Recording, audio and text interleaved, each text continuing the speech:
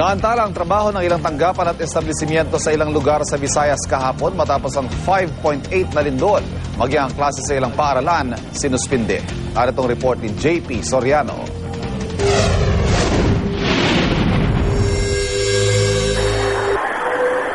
Sa lakas ng lindol pasado alauna ng hapon, napauga ang sasakyang ito sa Bacolod City, Negros Occidental. Nagpatay hindi naman ang ilaw sa mall na ito ng lungsod, habang ang mga empleyado ng maraming opisina mabilis na naglabasan.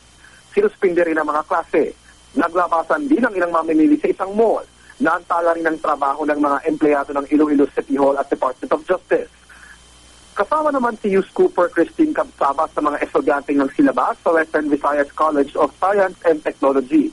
Nagsuspinde rin ang klase ang kolehiyo, pati ang mga estudyante ng Central Philippine University na gulangtan din sa lindol. Sa Cebu kung saan naramdaman ko mismo ang pagyanig, sinuspinde ang klase sa University of San Jose Recoleto. Hindi naman masyado, gumaganon lang. Ngayon lang.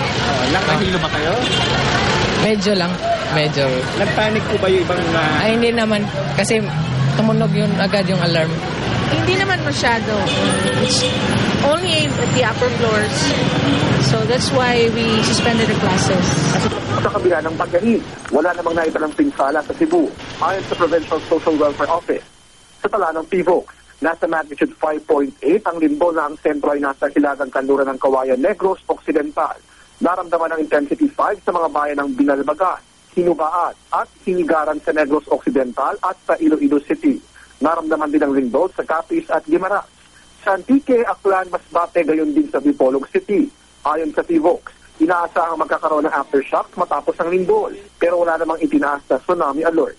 Ang amin pong local na istasyon sa Dumaguete ay nag-i-inquire na po kung may mga damage po sa malapit sa epicentro ng lindol. Nito lang Pebrero, niyanig ng magnitude 6.9 na lindol ang Negros Oriental na nag-iwan na mahigit 50 patay. Mula sa Cebu City para sa Unang Balita, JP Soriano, reporting.